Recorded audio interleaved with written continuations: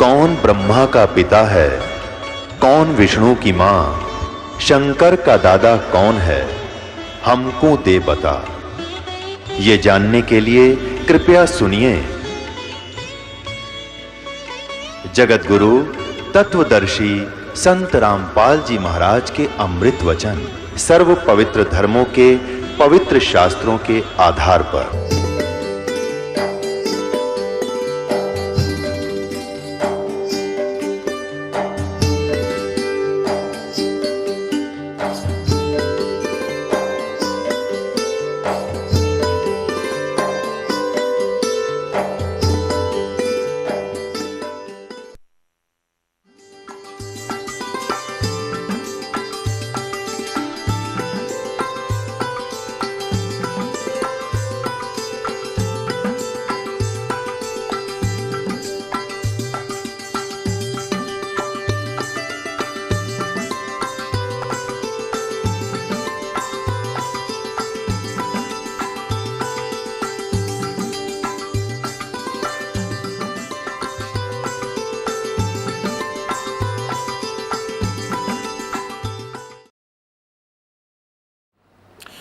और आँखों देखा उन महापुरुषों का विवरण उनकी अमृतवाणी में, वो भी प्रमाण आपको दिया जाएगा जिनको परमात्मा का साक्षात्कार हुआ है।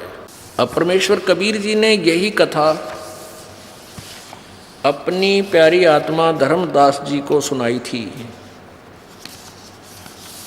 जो बांधवगढ़ के रहने वाले थे। क्या बताया था? धर्मदास ये जग बोरा ना, कोई न जाने पद निर्वाण। यही कारण मैं कथा पसारा, जग से कहिए एक राम नियारा।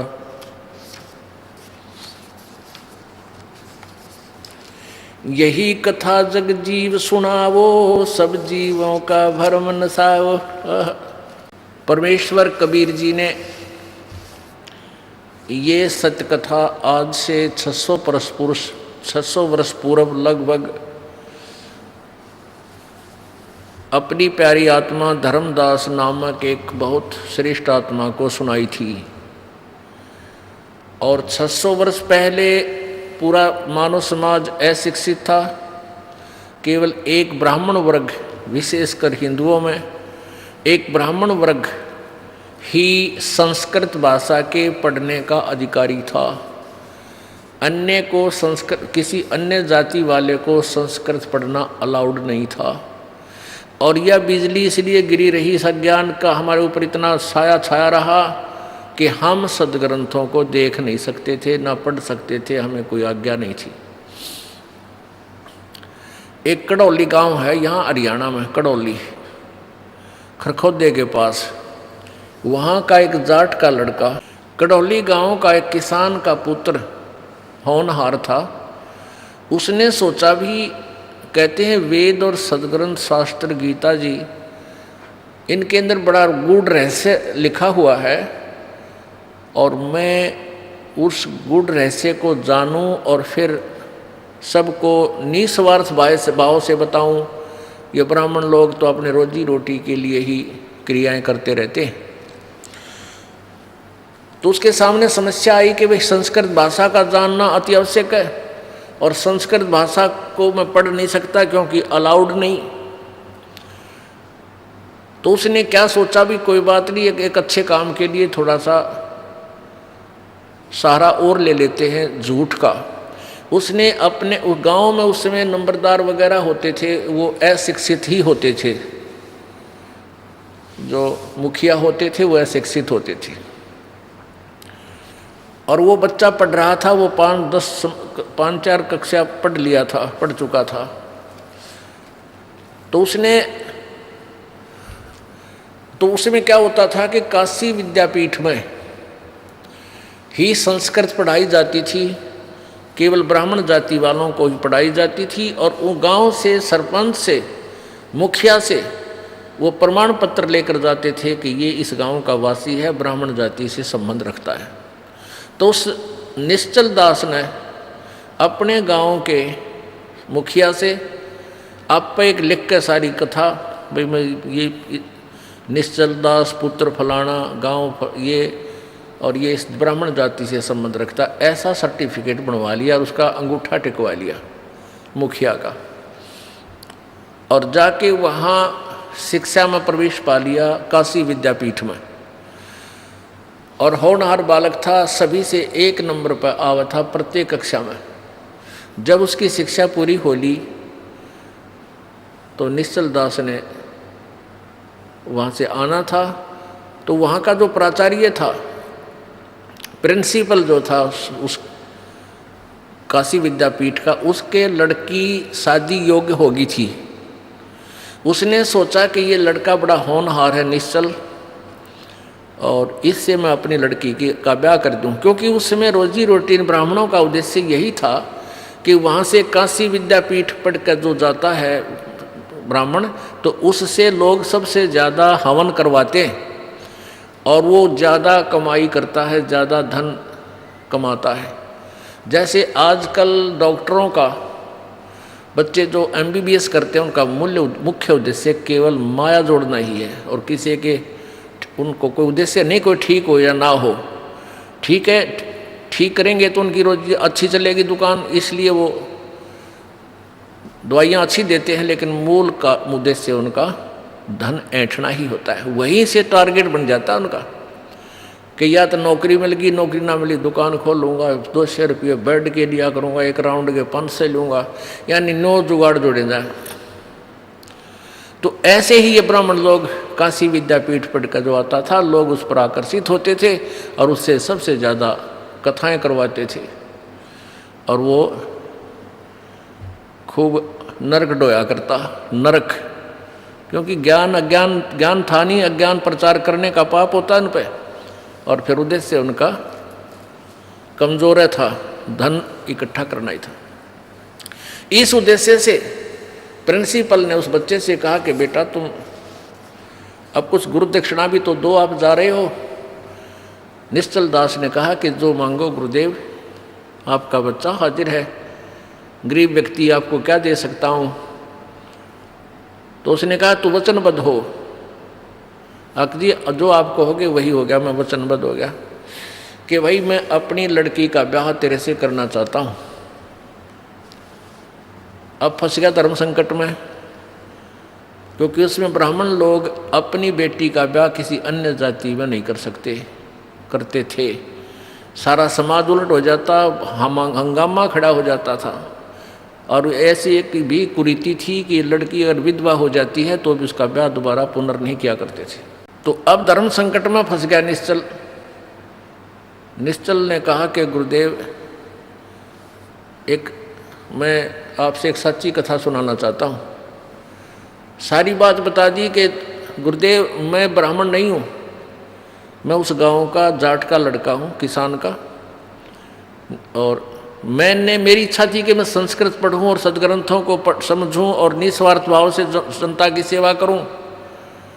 इसलिए मैंने झूठा सर्टिफिकेट गांव से बनवा कर प्रवेश पाया था।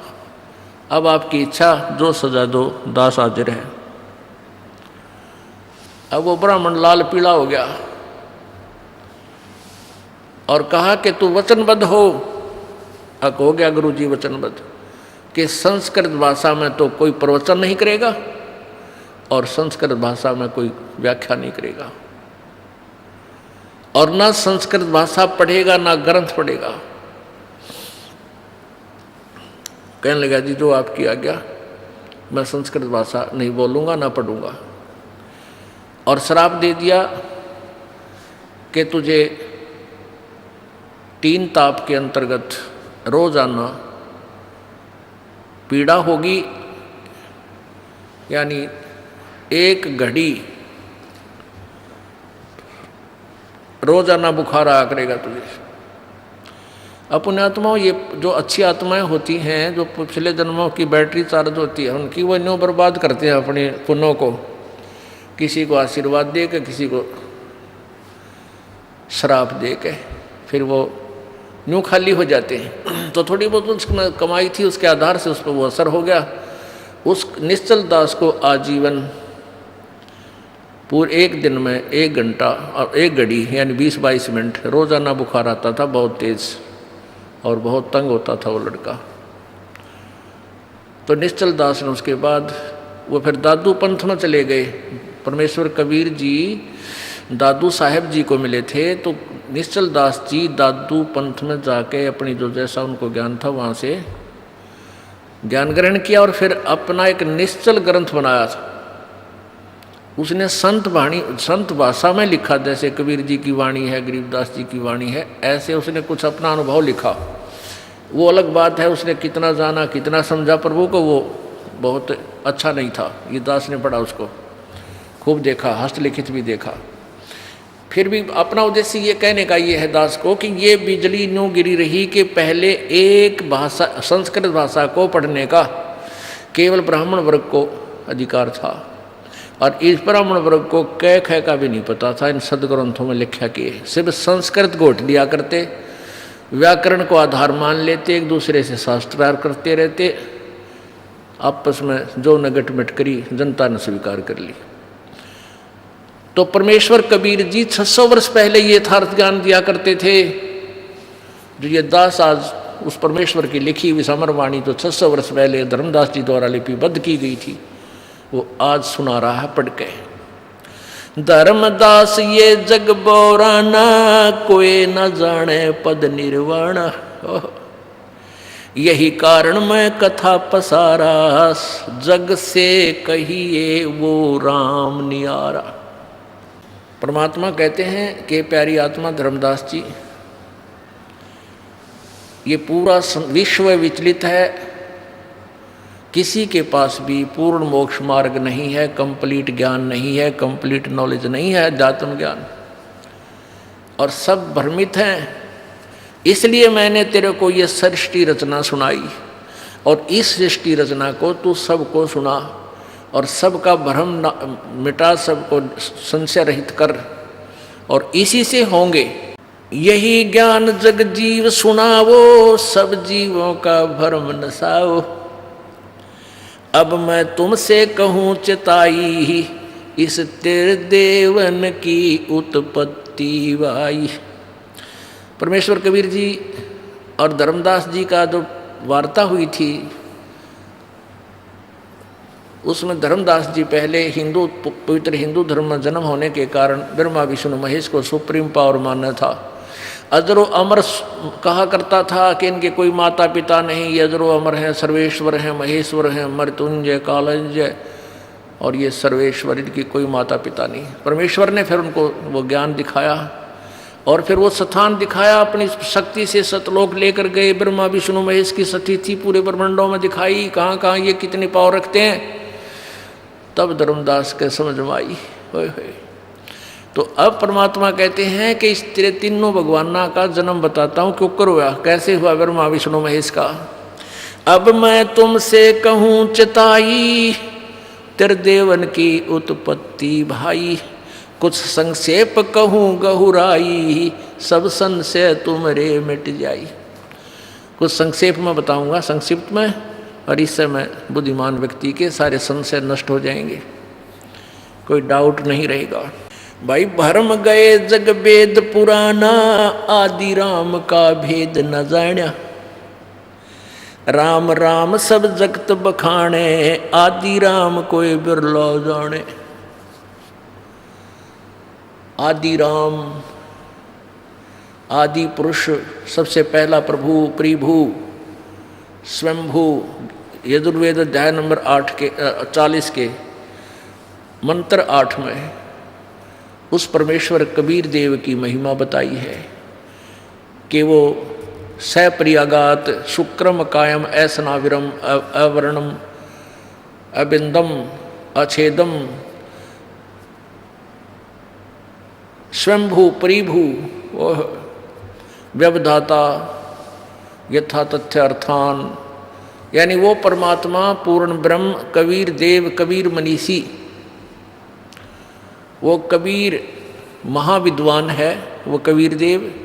उसकी काया माता पिता के योग से बने हुए शुक्र से नहीं है। शुक्रम अकायम ऐसनाविरम, उसका शरीर नाड़ी से बना हुआ नहीं है, वो स्वयंभू है और परिभू है। सबसे पहला यानी आदि पुरुष वही है। परिभू माने आदि पुरुष, सबसे पहला प्रभु, पूर्ण प्रभु। तो क्या बताते हैं, आदि राम कोई बिरला जाने, और भरम गए जग वेद पुराणा। वेद और पुराणों को पढ़कर ये सब भ्रमित है, क्योंकि पवित्र चारों वेदों में जो ज्ञान है वो ब्रह्म के सत्र का है, यानी भक्ति विधि तो ब्रह्म के सत्र की है, इस ज्योति निरंजन तक की, और उसमें डिटेल वैसे पूर्ण परमात्मा की बहुत दे रखी है। लेकिन अंत में वेदों में ये स्पष्ट कर दिया गया है कि उस पूर्ण परमात्मा की यथार्थ स्थिति को हम नहीं जानते। उसके लिए किसी तत्वदर्शी संत की खोज करो। यजुर्वेद अध्याय नंबर 40 के मंत्र नंबर 10 से लेकर 13 तक पूरा विवरण दिया है उन तत्वदर्शी संतों का।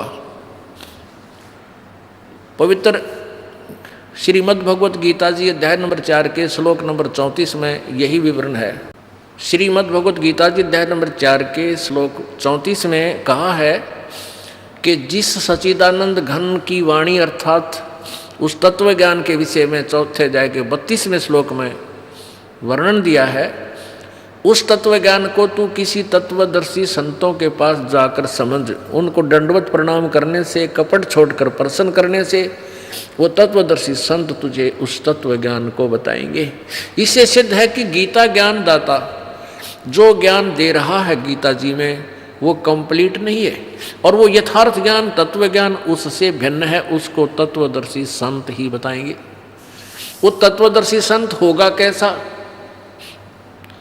गीता जी अध्याय नंबर 15 के श्लोक नंबर 1 में उसकी पहचान बताई है कि जो संत इस संसार रूपी उल्टे लटके हुए वृक्ष की सभी विभागों को बता देगा वो तत्वदर्शी संत होगा। वह वेद के तात्पर्य को जानने वाला है, जो उल्टे लटके हुए संसार रूपी वृक्ष को, जिसकी ऊपर न जड़ और नीचे को शाखा है, इनको सब डिटेल से बताएगा, विस्तार से नारा नारा भिन्न भिन्न ज्ञान कराएगा। स वेदवित, वो वेद के तात्पर्य को जानने वाला अर्थात वो तत्वदर्शी संत है। तो ये भूमिका परमेश्वर कबीर जी ने 600 वर्ष पहले की थी। और क्या बताया था? अक्षर पुरुष एक पेड़ है, निरंजनवा की डार, और तीनों देवा शाखा है, ये पात्र रूप संसार। एक शब्द में, एक ही दोहे में परमात्मा ने ये सृष्टि रचना अर्थात संसार की सतिथि बता दी। ये देखिएगा परमात्मा ने क्या बताया कबीर जी ने। ये पूरा एक पेड़ है, और ये जो जड़ है ये गुप्त है, जमीन के अंदर होती है। इस जमीन से बाहर जो पेड़ नजर आता है, जो हिस्सा, इसको वृक्ष बोलते हैं, पेड़। तो परमेश्वर ने बताया है कि अक्षर पुरुष एक पेड़ है, यानी ये जो तना है इसको अक्षर पुरुष बोलते हैं। ये ज्योति निरंजन है, जो उसमें जाकर सो गया था सरोवर में, वो अक्षर पुरुष है। और फिर उस आगे ये अक्षर पुरुष एक पेड़ है, निरंजन, ये ज्योति निरंजन उसकी डार, यानी जैसे तना से आगे मोटी मोटी डार कई हो जाती हैं, उनमें से एक डार है ज्योति निरंजन। और ये तीनों देवा शाखा है वाई पाते रूप संसारे, कि तीनों देवता रजगुण ब्रह्मा, सतगुण विष्णु, तमगुण शिव जी तो शाखाएं हैं, और ये पात रूप संसार। ये देखिएगा गीता जी अध्याय नंबर 15 के श्लोक नंबर 1 से 4 तथा 16-17, इस 16-17 में तीनों भगवानों के विषय में जानकारी दे रखी है। ये अक्षर पुरुष, अक्षर ब्रह्म कहो, अक्षर पुरुष कहो या परब्रह्म कहो, ये तना समझो, और क्षर पुरुष कहो अर्थात या क्षर ब्रह्म कहो, क्षर पुरुष कहो या काल ब्रह्म कहो, ज्योति निरंजन कहो, ये डार है, ये डार। और ये तीनों देवा रजगुण ब्रह्मा, सतगुण विष्णु और तमगुण शिव जी, ये शाखा है, और ये पात रूप संसार। पुण्यात्माओं, अब ये क्लियर होगा कंसेप्ट कि परमात्मा ही अपनी महिमा को अपने द्वारा रची सृष्टि को ठीक ठीक बताता है। ऋग्वेद अथर्ववेद कांड नंबर 4 के श्लोक अनुवाक नंबर 1 के मंत्र, उसमें सात मंत्र हैं अनुवाक 1 में कांड नंबर 4 के। उसमें स्पष्ट किया हुआ है कि परमात्मा ने पहले ऐसा रचना की, फिर उसकी रचना की, फिर सभी ब्रह्मांड जो छोटे मोटे जितने हैं सब काल के या ऊपर के, उसी ने सबकी रचना की। और अपने द्वारा रची हुई सृष्टि को परमेश्वर कबीर देव ही स्वयं आकर के ठीक ठीक बताता है। वो सतलोक से चलकर आता है, उसको कोई पहचान नहीं पाता क्योंकि वो एक कवि की भूमिका करता है। लोग उसको कवि कहने लग जाते हैं, लेकिन वो भगवान होता है, परमेश्वर होता है, ये चारों वेद बताते हैं ऐसे इसका। तो इसके लिए थोड़ा सा हमने अपने पवित्र सदग्रंथों का सहारा साथ साथ लेना पड़ेगा। अब देखिएगा श्रीमद् भगवत गीता, अनुवादक हैं जय दयाल गोविंद का।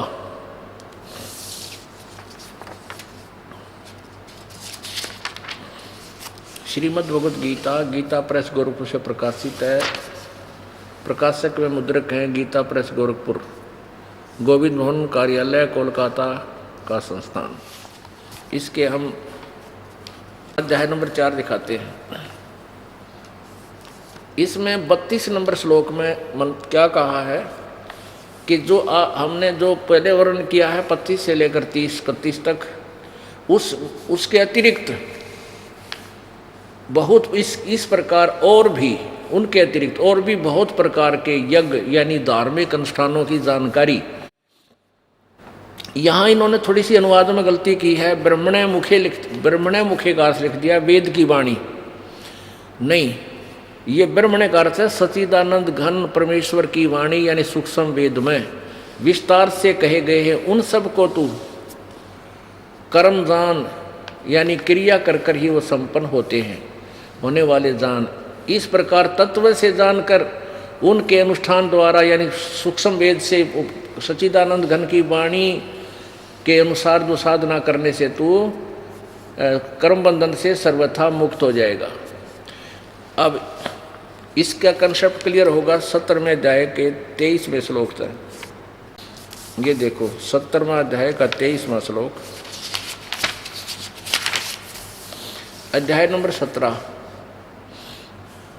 इसका श्लोक नंबर 23।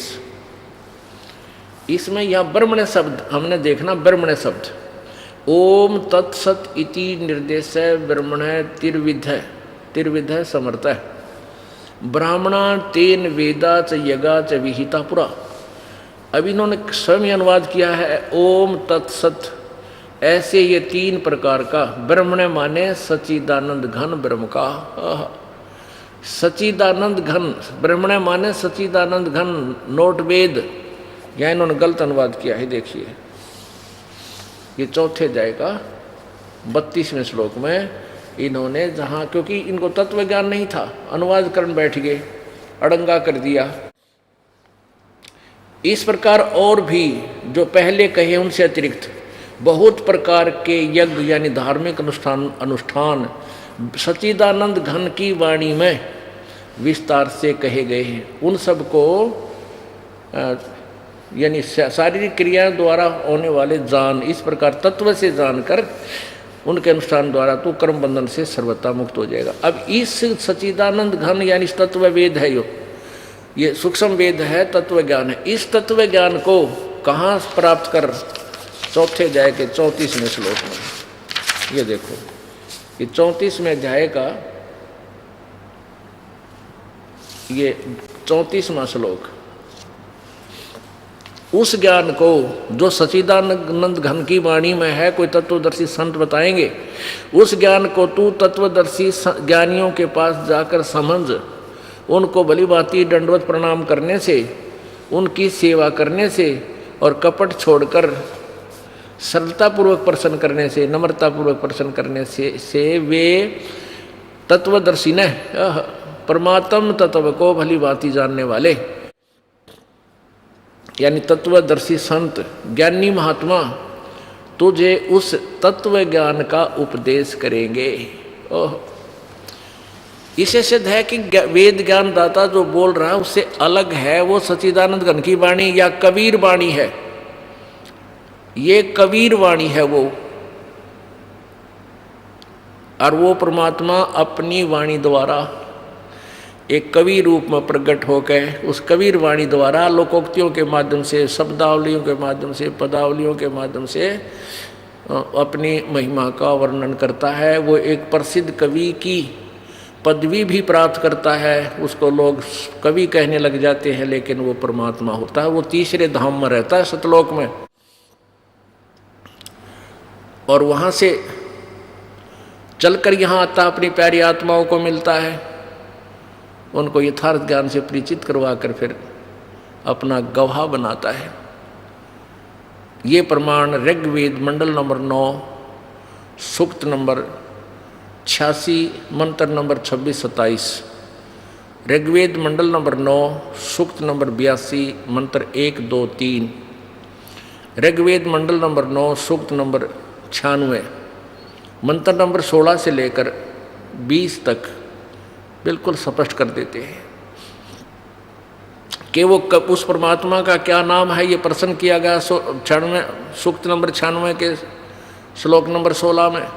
17 में उसका उत्तर दिया है कि वो कबीर परमात्मा है, और कबीर वाणी के माध्यम से कबीर गिर भी और कबीर वाणी द्वारा लोकोक्तियों के माध्यम से ऊंचे स्वर में आवाज़ लगा लगा के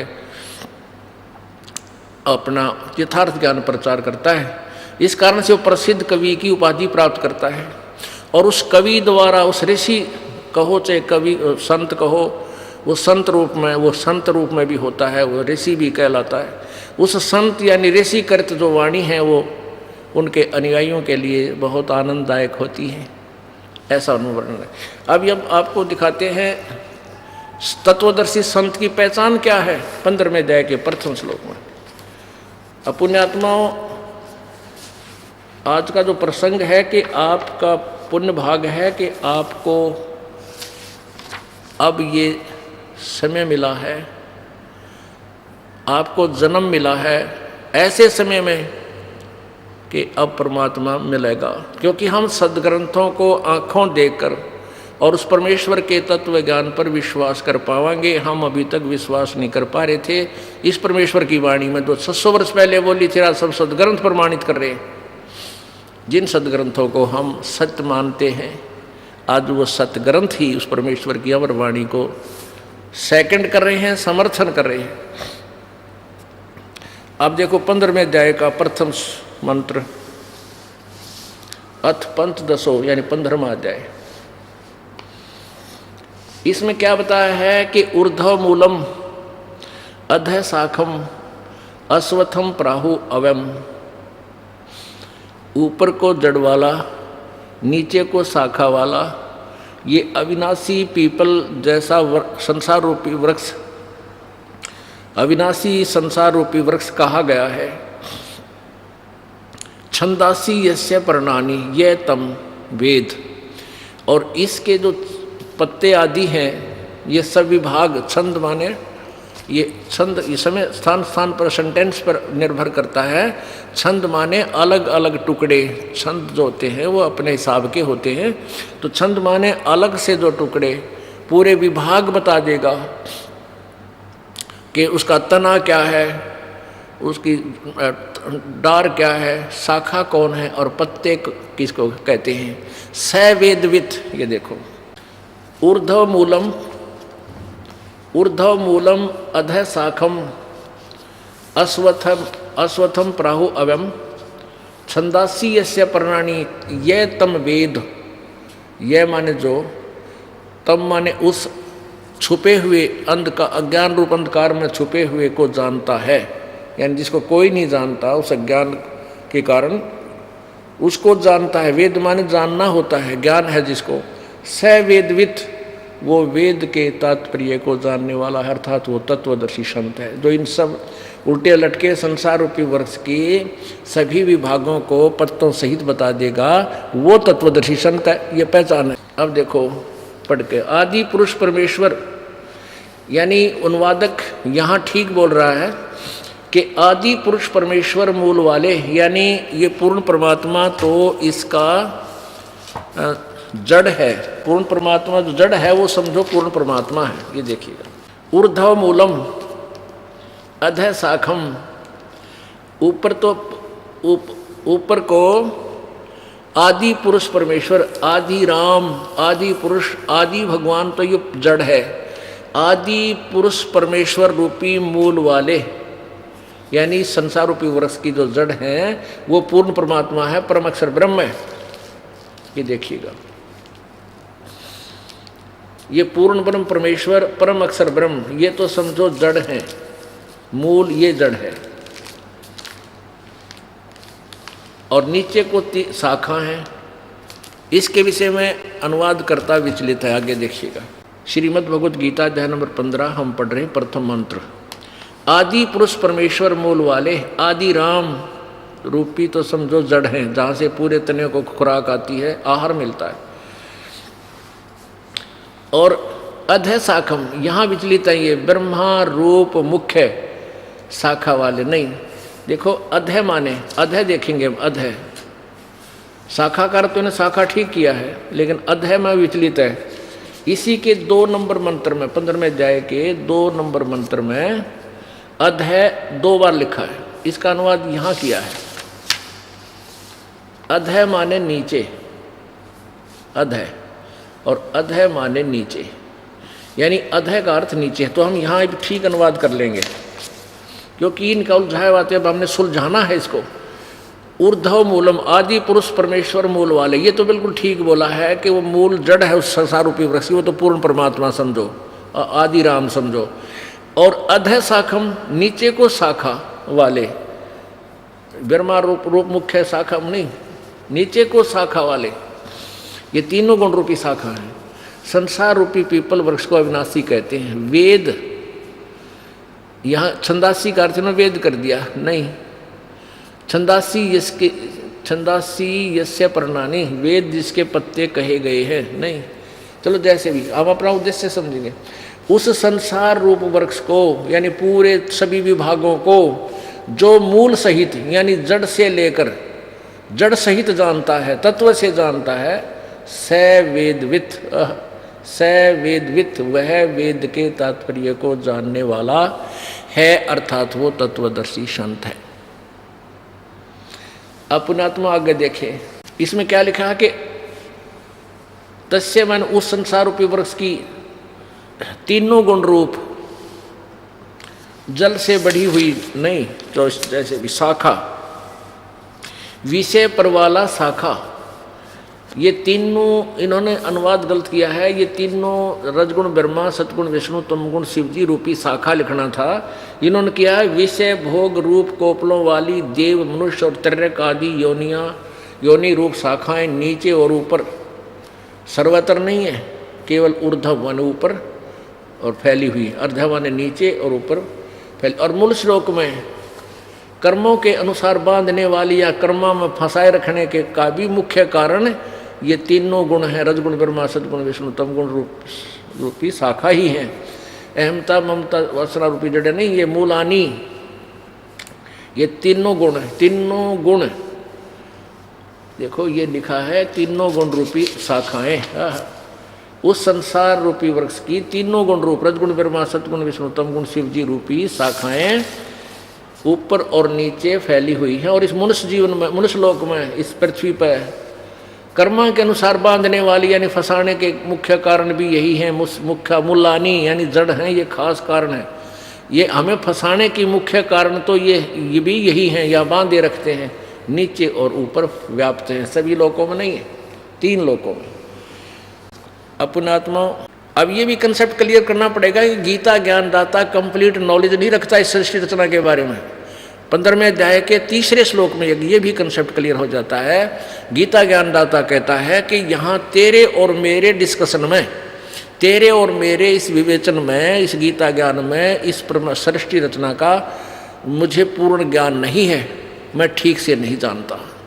देखो 15वें अध्याय का 3रा श्लोक गीता जी का पढ़ रहे हो। इस संसार वृक्ष का स्वरूप जैसा कहा है यहाँ वैसा यहाँ विचार काल में अर्थात तेरे मेरे डिस्कशन में नहीं पाया जाता,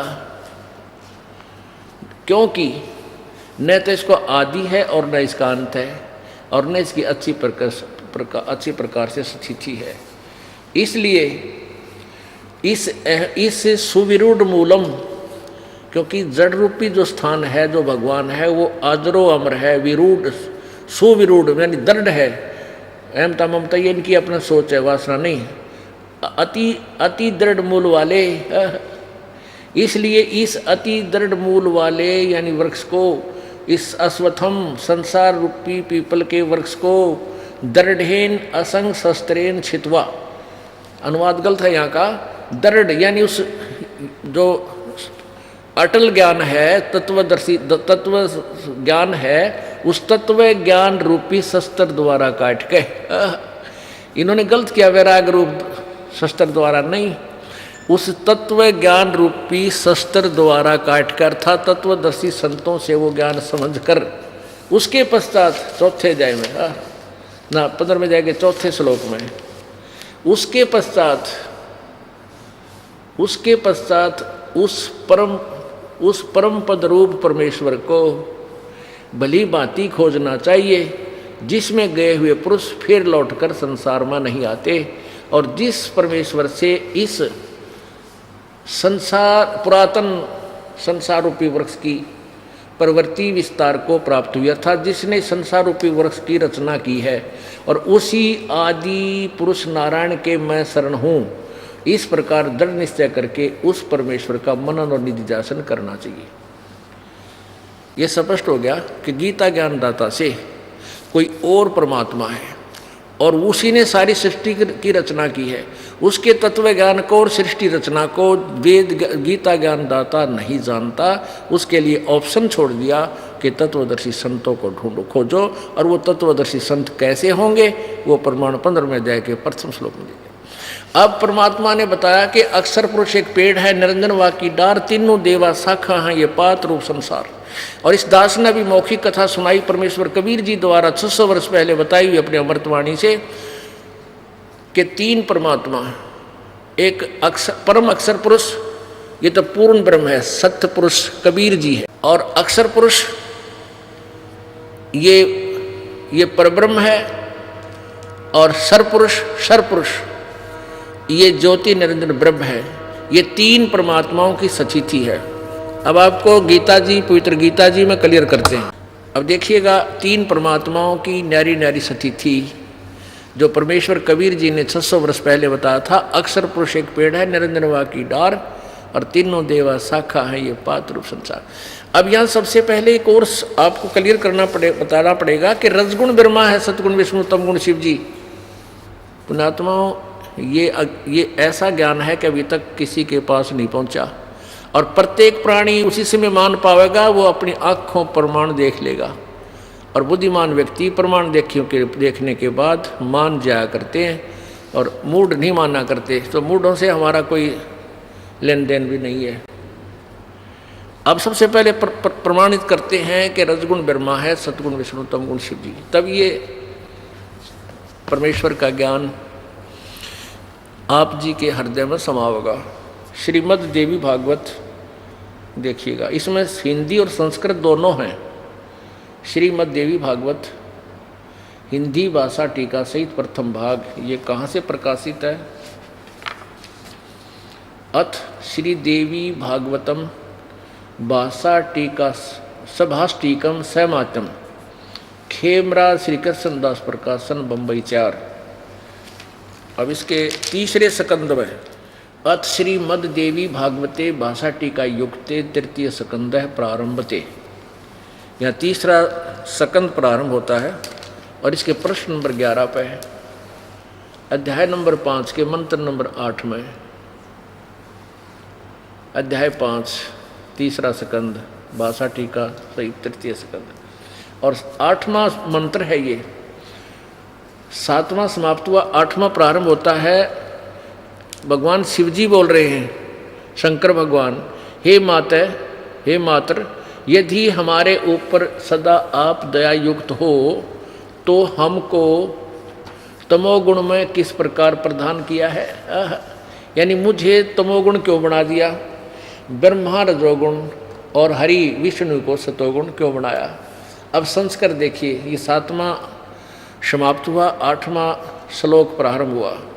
यदि दया धर्मना न सदा अंबिके, यदि दया धर्मना, यदि आप सदा दयालु हो तो न सदा अंबिके कथम अहम विहित है, मुझे क्यों बना दिया तमोगुण।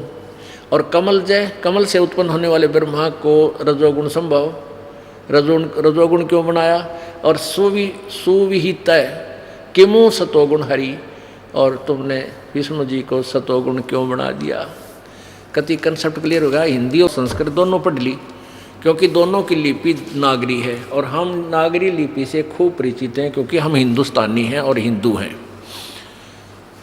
वैसे तो संत हमें एक ही प्लेटफार्म पर खड़ा करना चाहते हैं, लेकिन इस ज्ञान के प्रारंभ में ऐसे ही ये ज्ञान चलेगा।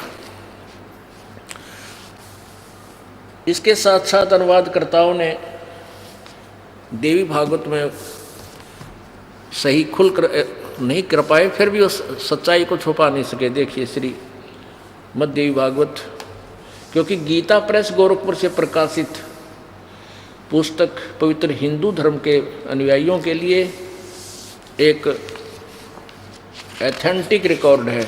इसको देखने के बाद वो खुश होकर मान लेते हैं कि जब इसमें भी लिखा है तो सत्य है। श्रीमद् देवी भागवत पर संपादक है हनुमान प्रसाद पोदार, चिमन लाल गोस्वामी। प्रकाशक एवं मुद्रक हैं गीता प्रेस गोरखपुर। इसके 123 पृष्ठ पर तीसरे स्कंद में ये देखिएगा, ये 123 पृष्ठ पे और तीसरा स्कंद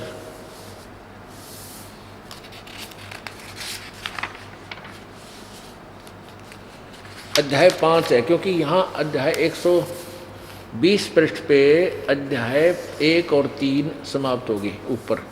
यहाँ से शुरू होते हैं ये 4 और 5, तो ये 5वां अध्याय है, ये चल रहा है।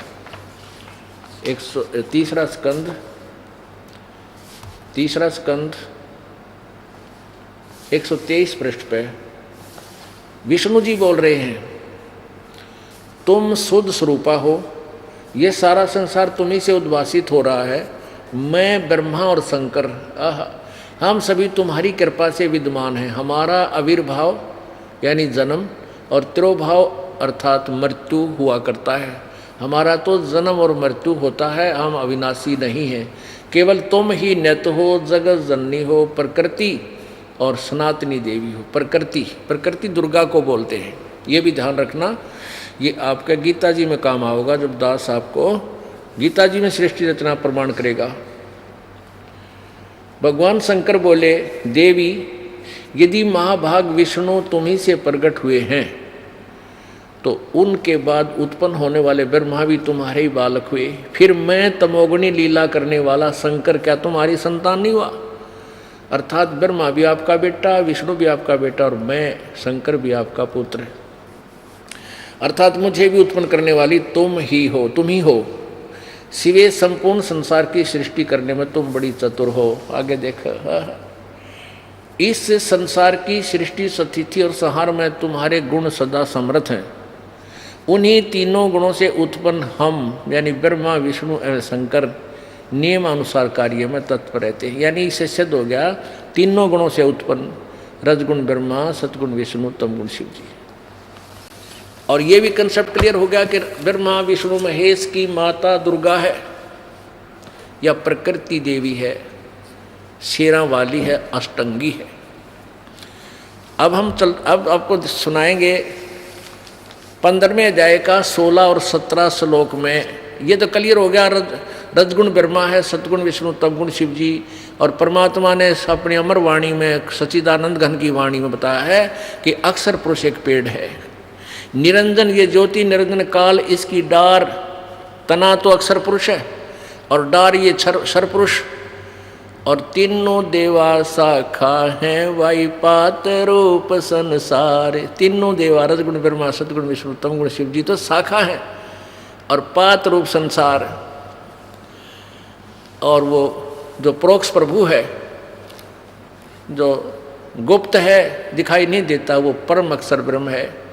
गीता जी अध्याय नंबर 8 के प्रथम मंत्र में, प्रथम श्लोक में अर्जुन ने पूछा कि हे प्रभु, आपने 7वें अध्याय के 29वें श्लोक में जिस तत्ब्रह्म के विषय में जानकारी बताई है कि उसको जानने के बाद और अखिल यानी पूरे अध्यात्म ज्ञान को समझने के पश्चात ये प्राणी यहाँ की किसी वस्तु की मांग नहीं करता, केवल जरा और मृत्यु यानी बुढ़ापे और मृत्यु से भयभीत होकर इससे छूटने का ही प्रयत्न करता है। तो 8वें अध्याय के प्रथम मंत्र में अर्जुन ने पूछा वो किम तत्ब्रह्म, वो तत्ब्रह्म क्या है। 8वें अध्याय के गीता जी के 3रे श्लोक में मंत्र में कहा कि वो परम अक्षर ब्रह्म है। अब इससे संबंधित है, इसलिए 8वां अध्याय आपको दिखाना पड़ेगा। पुण्यात्माओं, आप बालक नहीं हो। अब वो समय आ गया है कि मानव बहुत इंटेलिजेंट हो गया, और उस इंटेलिजेंसी को हम दुरुपयोग कर रहे हैं। कि तो परमाणु बम बना के कि आकाश में घूमने की सैर सपट्टियाँ की तैयारी कर रहे हैं। हमने इस शिक्षा का लाभ उठाना था अपने सदग्रंथों को पहचान कर, भगवान को पहचानना है इस सदग्रंथों को देखकर। तो आप आसानी से समझ सकते हो, छोटे छोटे बच्चे भी बहुत बुद्धिमान आ गए हैं, इनकी पिछली कमाई बहुत पुण्य है जो अब इनका जन्म हो रहा है इस समय में। और ये कितने इंटेलिजेंट हैं, कंप्यूटरों का रेल बना दें, कंप्यूटर पर बैठ के 1 मिनट में अरिशेष मोबाइल चला दें छोटे छोटे बालक। तो अब ये बहुत आसानी से समझेंगे परमात्मा को, और परमात्मा पाना कोई मुश्किल नहीं, उसको समझना कठिन था। अब देखिए 8वें अध्याय का प्रथम मंत्र, गीता जी अध्याय नंबर 8 और मंत्र नंबर 1। इसमें पूछा है अर्जुन ने, अर्जुन वाच किम तत्ब्रह्म किम अध्यात्म किम कर्म पुरुषोत्तम अधिभूतम च किम प्रोक्तम अधिदेवम किम उच्यते। इसका यहाँ जिक्र आया था।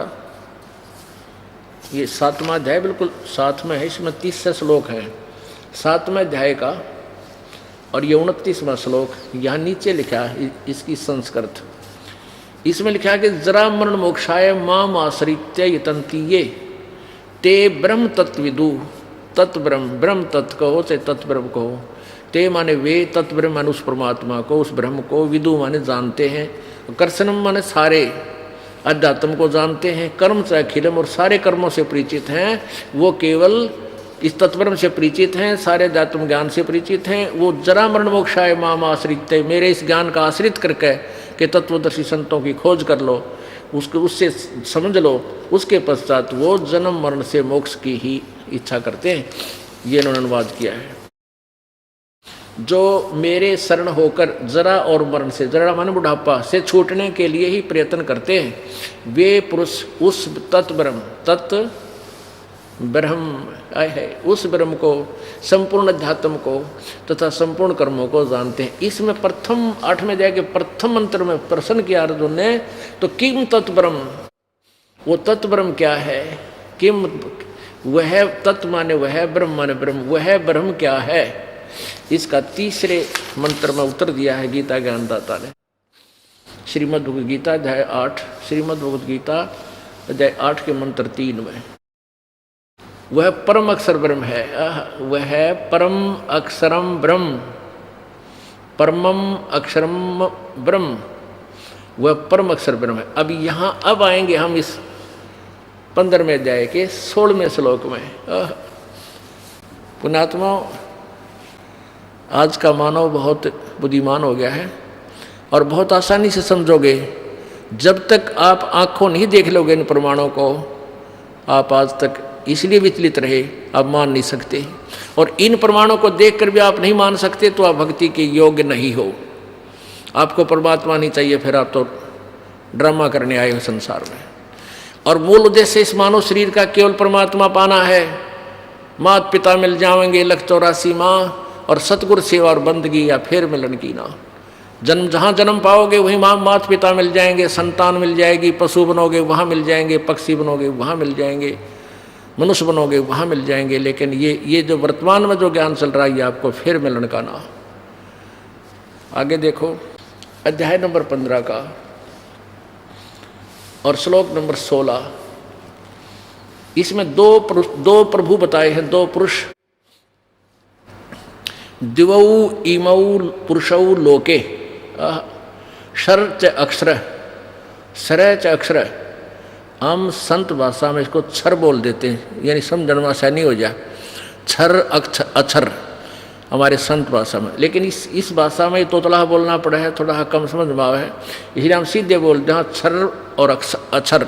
तो यहाँ इसको इस भाषा में बोले सर और असर, सर अक्षर, ये शर ब्रह्म बोलते हैं, शर यानी अक्षर। ये दो भगवान है, क्षर पुरुष और अक्षर पुरुष। और क्षर सर्वाणी भूतानि कटुष्ट अक्षर उच्यते। इन दोनों के लोकों में क्षर पुरुष ये ब्रह्म है, अक्षर पुरुष ये परब्रह्म है। ये अक्षर ब्रह्म भी कहलाता है, अक्षर ब्रह्म भी कहलाता है। इसको अक्षर ब्रह्म भी कहते हैं, इसको क्षर पुरुष भी कहते हैं, इसको अक्षर पुरुष भी कहते हैं, अक्षर ब्रह्म भी बोल सकते हैं। पुरुष माने प्रभु, ब्रह्म माने भी प्रभु। और इनके लोक में सभी प्राणियों और इनके स्थूल शरीर तो नाशवान है, सर है, और आत्मा अविनाशी है। ये देखो अनुवाद इन्हीं का। इस संसार में नाशवान और अविनाशी, इस संसार में नाशवान और अविनाशी भी ये दो प्रकार के पुरुष हैं, दो प्रकार के प्रभु हैं। क्षर पुरुष कहो चाहे क्षर ब्रह्म कहो, दो प्रकार के प्रभु हैं, परमात्मा हैं।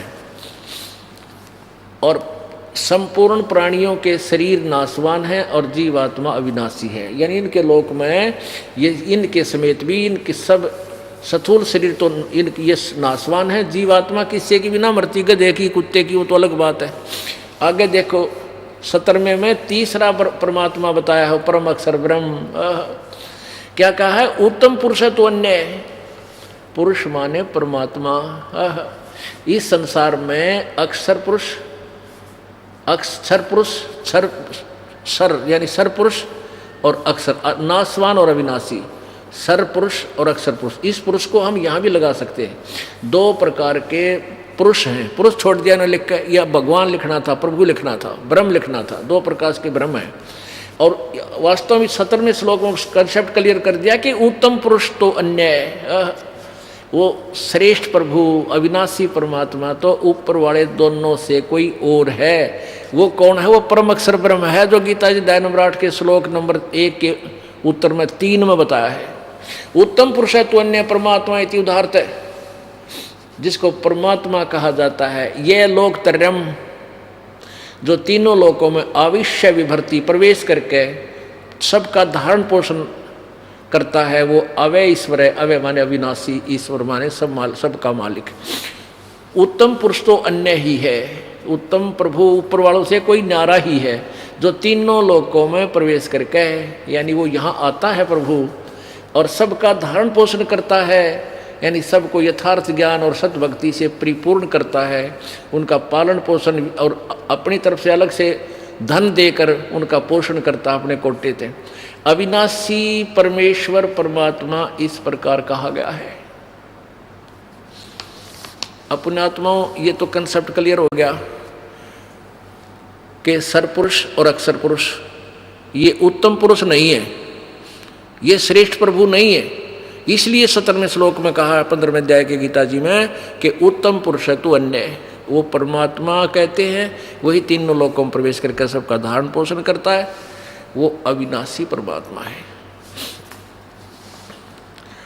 आगे ना फिर इसमें एक उलझा देंगे आपको, थोड़ा बताना पड़ेगा। 15वें अध्याय के 18वें श्लोक में ये क्या कहता है गीता ज्ञानदाता कि मुझे लोक वेद के आधार से पुरुषोत्तम मानते हैं, क्योंकि जितने प्राणी मेरे किस ब्रह्मांड में, उनसे मैं उत्तम हूँ, उनसे थोड़ा श्रेष्ठ हूँ, उनसे मैं प्रभावशाली हूँ। इसलिए लोक वेद में मुझे उत्तम पुरुषोत्तम कहते हैं। आई एम नॉट पुरुषोत्तम, क्योंकि वो तो 15वें अध्याय के 17वें श्लोक में क्लियर कर दिया कि उत्तम पुरुष है तो अन्य, वो तो कोई और है। और ये यह कहता मुझे तो लोक वेद है सुना सुनाया ज्ञान जो सच्चा नहीं हो, लोक वेद अक्षेत्रीय ज्ञान, उसमें मुझे परमात्मा कहते हैं। जैसे ये दास हम सभी पहले लोक वेद के आधार से ब्रह्मा विष्णु महेश को अजरो अमर मानते थे, इनके कोई माता पिता नहीं है ऐसा मानते थे। अब ये तत्व ज्ञान की रोशनी में हमें दिखाई दिया कि ये नासवान है, अविनाशी नहीं है। तो लोक वेद से हम इनको अजरो अमर मानते थे, सर्वेश्वर मानते थे, मृत्युंजय मानते थे, कालज्ञ मानते थे। ऐसे ही गीता ज्ञानदाता कहता है मुझे लोक वेद के आधार से पुरुषोत्तम कहते हैं, क्योंकि मैं मेरे अंतर्गत जितने प्राणी हैं उन तगड़ा हूँ, उनका कंट्रोलर हूँ। ये देखो 15 में जाएगा 18वां श्लोक, 17वां आपने पढ़ लिया।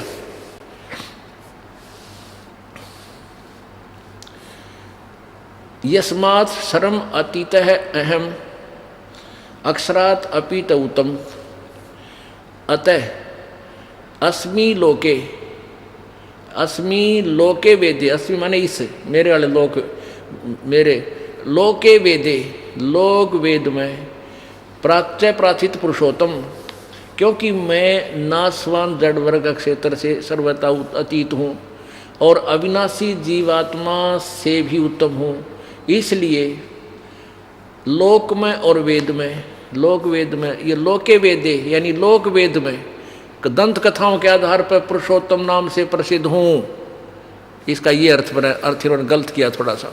अब ये क्या कह रहा है कि जो मेरे अंतर्गत, चाहे तो ये स्थूल शरीरधारी प्राणी है चाहे जीवात्मा है, इनसे मैं उत्तम हूँ, इसलिए लोक वेद से आधार पर मन पुरुषोत्तम कहे मैं प्रसिद्ध हो रहा हूँ। लेकिन 15वें अध्याय के 17वें श्लोक में बता दिया उत्तम पुरुष का कोई और है और वही अविनाशी परमात्मा है, वो परम अक्षर ब्रह्म है। अब प्रसंग चल रहा था धर्मदास ये जग बोराना, कोई न जाने पद निर्वाणा, यही कारण मैं कथा पसारा, इन सब से कहिए एक राम नियारा। यही कथा जग जीव सुनावो, सब जीवों का भरम नसावो। अब मैं तुमसे कहूँ चिताई, त्रिदेवन की उत्पत्ति बाई।